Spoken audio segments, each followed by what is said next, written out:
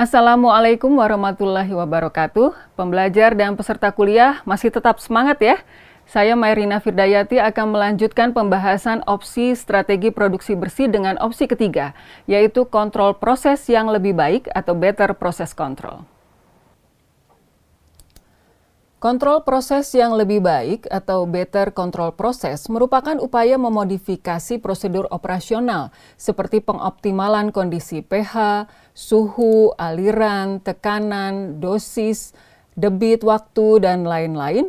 Kemudian juga upaya memodifikasi peralatan instruksi dan upaya proses penyimpanan catatan operasional dengan tujuan untuk menjalankan proses produksi yang lebih efisien dan dapat menurunkan laju peningkatan limbah dan emisi.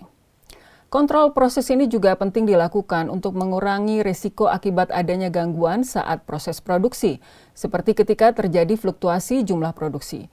Oleh karena itu, kondisi proses seperti pH, suhu, aliran air, tekanan, dosis, debit waktu seharusnya diukur dan dimonitor untuk selalu mencapai kondisi optimal, serta membutuhkan manajemen dan monitoring yang berkelanjutan. Penerapan kontrol proses operasi dapat bermanfaat dalam penghematan energi, penghematan air, bahan baku, serta peningkatan efisiensi dari proses industri, dan menghindari terjadinya kelebihan timbulan limbah dan emisi. Hal ini tentu saja diharapkan akan berdampak pada lingkungan dan biaya yang dikeluarkan oleh perusahaan.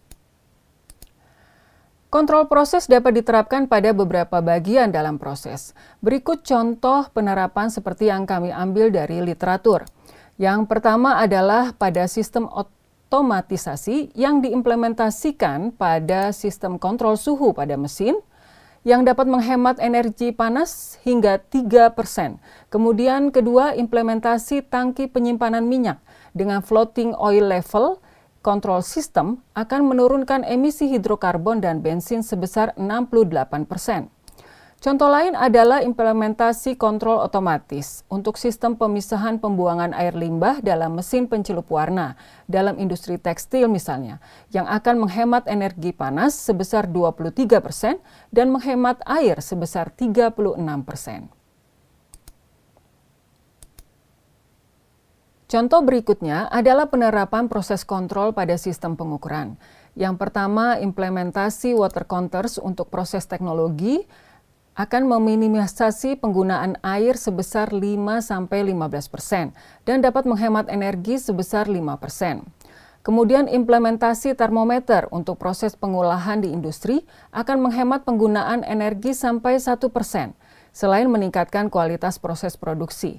Yang ketiga adalah contoh implementasi gas kromatografi atau GC untuk evaluasi kualitas, volume, dan komposisi bahan kimia, di mana dapat meminimisasi emisi di udara dari 5% sampai 10%, menghemat konsumsi bahan bakar dari 5 sampai 18%, dan penghematan konsumsi bahan baku sebesar 5%. Contoh terakhir dari proses penerapan proses kontrol pada sistem pengukuran adalah implementasi sistem pengukuran kecepatan aliran emisi di udara yang akan meminimisasi emisi udara sebesar 1,5% dan konsumsi energi hingga 15%.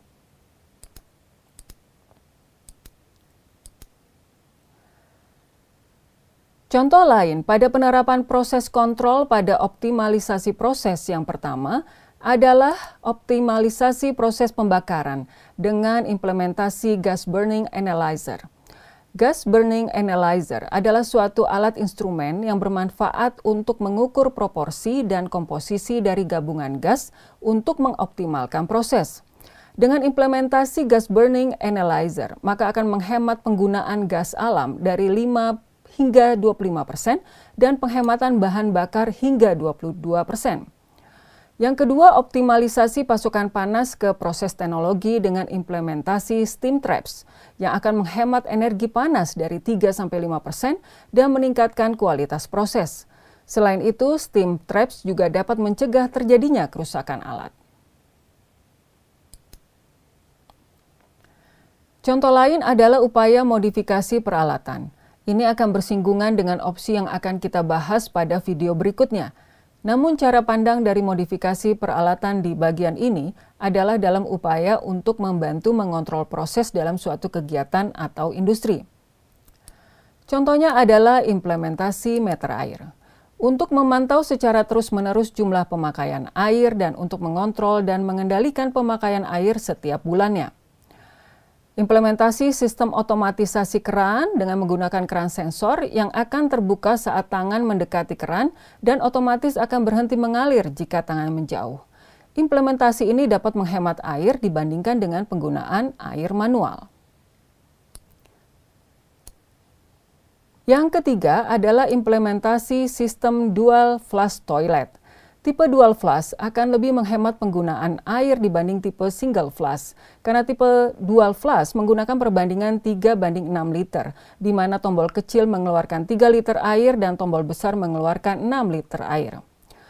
Yang keempat adalah implementasi teknik sprinkler pada aktivitas penyiraman taman misalnya. Teknik ini akan menyemprotkan air ke udara, kemudian jatuh ke permukaan tanah, dan dapat diatur kebutuhan airnya, sehingga akan menghemat penggunaan air. Contoh berikutnya adalah upaya modifikasi prosedur operasional. Pembelajar dan peserta kuliah menurut Undang-Undang Nomor 32 Tahun 2009 tentang Perlindungan dan Pengelolaan Lingkungan Hidup, maka setiap industri maupun kegiatan lain harus bertanggung jawab terhadap pengelolaan limbah yang dihasilkan dari kegiatannya. Bila masih ada limbah cair yang dihasilkan, maka bentuk tanggung jawab industri atau kegiatan lainnya terhadap limbah cair adalah dengan menerapkan IPAL atau instalasi pengolahan air limbah. Pada influen IPAL seringkali terjadi fluktuasi karakteristik dan volume air limbah yang akan diproses, yang berpengaruh terhadap pengaturan pH dan penambahan pereaksi.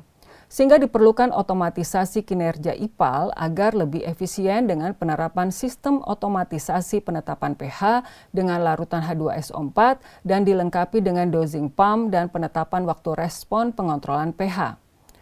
Penetapan pH netral sekitar 7 ini berguna saat operasional IPAL, terutama pada proses biologi, agar kondisi mikroorganisme efektif dalam menguraikan bahan organik.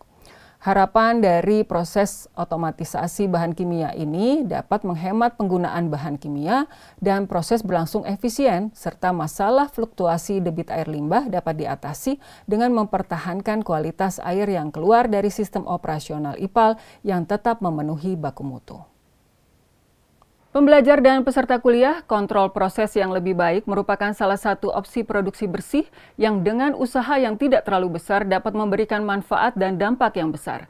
Dalam video berikutnya, opsi yang akan saya terangkan bukan hanya memberikan dampak yang besar, namun juga dari segi biaya seringkali membutuhkan investasi yang cukup besar. Opsi modifikasi peralatan dan perubahan teknologi ini menjadi opsi pilihan terbaik saat perkembangan teknologi dalam pengolahan material, industri manufaktur, dan industri lainnya berjalan sangat pesat. Sampai jumpa di video berikutnya.